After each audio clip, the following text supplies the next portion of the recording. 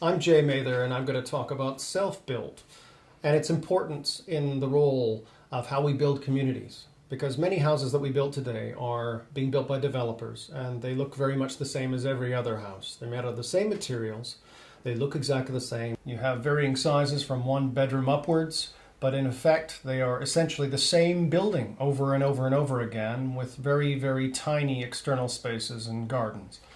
And this is kind of an important thing because as we transition towards clone communities, we actually lose a big part of our identity and our uniqueness. And if one town to the next town to the next all look the same, we end up losing quite an important thing. Historically, houses were built based on the local materials, and we've lost a lot of that because what they are built with now is cheap materials, things that comply with whatever the regulations are at any given time.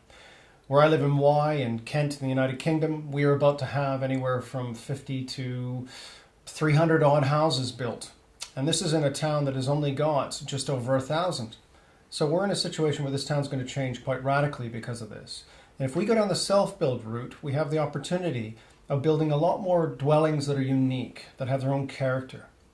If you are to spend the same money on a developer's house, a percentage of that money has to go towards their profit.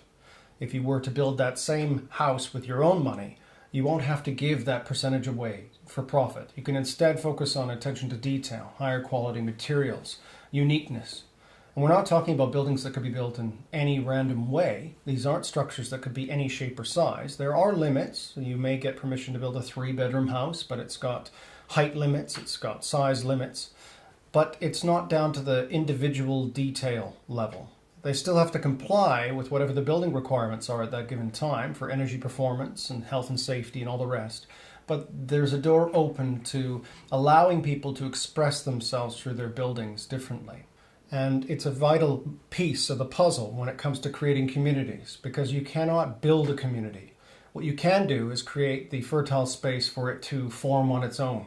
Self-build enables that to happen to a much greater extent than a conventional building process.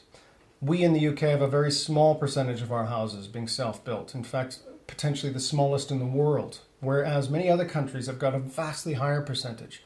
And that is quite important. And you can see it and feel it when you're in those spaces. There's a better look, there's a better feel, there's more of a cohesion, there's more uniqueness. And actually, there's better value in the end of the day. So I feel like self-build is an essential part of our future. And it's an essential part of everyone's future as well.